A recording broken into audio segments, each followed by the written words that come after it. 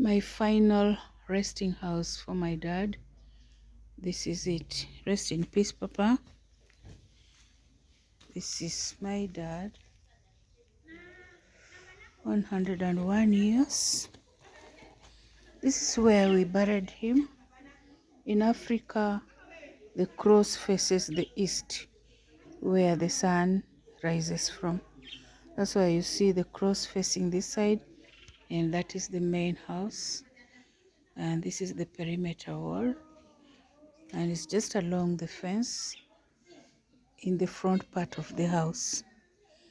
So these are real flowers, real roses, a mixture of mumps, roses. I don't know others how I can. The lilies, they're all here. And this is his grave. My dad was a tall man. He was 7.8 feet tall. And we buried him in a very decent way. His grave was tiled, and I think there's no soil that entered the grave except that small portion of soils that we throw over the coffin as family members. The rest of the soil is here. The place was very rocky.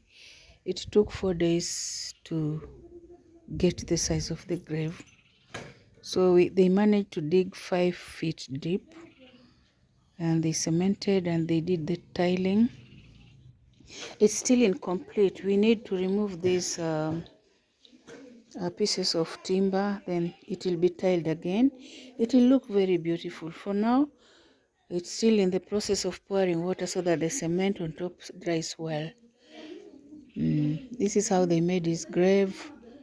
They dug the maram out, they cemented, they tiled it, and the coffin lay right down. Then there was wire mesh on top of the grave, and some pieces of some pieces of iron sheets, then cement. So the casket inside is not touched. It has no soil. It remained hollow except the top. We do this in Africa in memory of our parents, because when you bury them anyhow, we believe that the spirits come back to haunt us. But we don't believe in that, because this is a family that is knowing God. We are all saved. We were brought up in the word of God. So the home looks lonely today. There are not a lot of people. Just a few inner circle family members that are here still. And the grandchildren of the home have left, just a few remaining. And I'm also here still remaining. And maybe after 3-4 days, we are going again to bury our cousin brother, my maternal cousin brother, who will be laid to rest on 16th of this month. So guys, this is home. This is Lizzy Wonder. If you're new to my channel, please subscribe, like, comment down below. We are still in a somber mood because of the loss of our dad. We loved him so much. Dad was a peacemaker. He was a timekeeper. He was a man that if we walked out to meet friends, 7 p.m. in the evening, would always find him home. He was a father figure.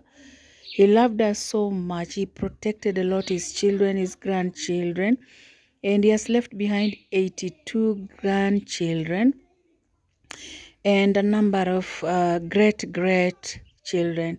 He's lucky he got the GGC. GGC means great grandchildren, but he didn't get the GGGC, the great grandchildren. So yeah, please, if you're new to my channel, subscribe it. He was buried under the church rites of Catholic Church. That's where he was baptized. He grew up in the Catholic Church. And my mother was brought up in a Pentecostal church, but she changed her denomination because in the African law and rules. If you get married to a husband and is maybe SDA, Seventh Day Adventist, or he is an atheist, the wife has to follow the rule to become an atheist or an Anglican church. So mom got dad when he was a staunch Catholic, so that's why she decided that she would also change to become a Catholic. So basically, the children of this home are not all Catholics. We have a few who follow the roots of dad. Me, in person, I decided to be a Protestant. I worship in a church that has charisma. I love to be in a place that you just open your heart, you pour out your prayers, you pray as you wish, you think that God listens.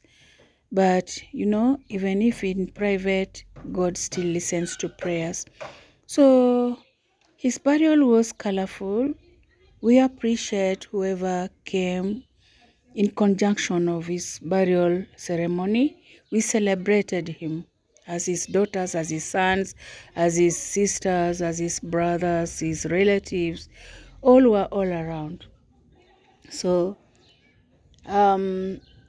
it reached a point that we wish that if we could change things, then we would not allow our papa to rest. We would have returned him back to life, because every time we come home, we used to leave our bags. You just drop your bag in the sitting room and you run to the bedroom to see if he's still doing fine. You sit with him, you wash him, we have showered him, we've fed him, we've turned him on the bed.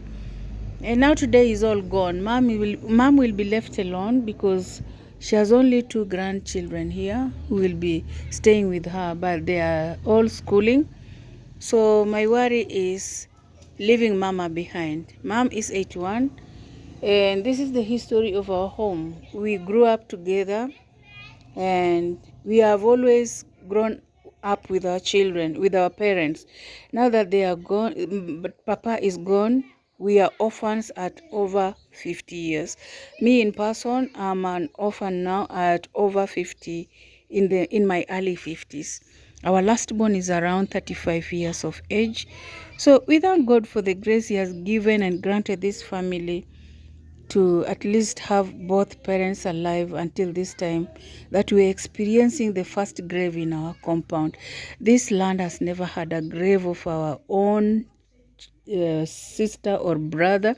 This is the first grave in our family. I think it's the love of God to teach us also how to mourn, how to eulogize, how to condole, because we have seen people losing parents and we are like, how does it feel to lose a parent? So somebody asks you, do you have all your parents? You say yes. Then they are like, wow, how lucky are you guys to be at this age with both parents alive? But today, God has taken our papa. He's laid to rest. He was laid to rest yesterday. He died on 14th June. We took all this time to prepare his journey well because he lived for 101 years. He is born 1924 and he has rested 2025. So I think God was waiting for this time to reach, because being born 2024 in the 19th century and dying on the year 2025 brought a lot of fond memories. Dad was a boxer. He has left behind his trophies and awards. He was an international boxer and well known within Eastern Central Africa. And he retired at the age of 65. Then he resorted to be a suit designer. He used to make men's suits. And Dad became famous when he was fond of winning his sport at his first round by knocking out his opponents. So this is the history of Papa. Those are grandchildren still playing in the compound. We feel so lonely today. Yesterday, this place was full. We had around 5,000 mourners coming here. And 5,000 is not a little number. We had caterers from Eldoret. So if you're a Kenyan, you know where Eldoret is, because this is Busia County. And yeah, this is all what we have been going through. I know wherever he is, he's laying in peace, and he'll be remembered fully in our hearts. Until then, it's bye-bye. This is Liz Wanda. Please subscribe. Thank you.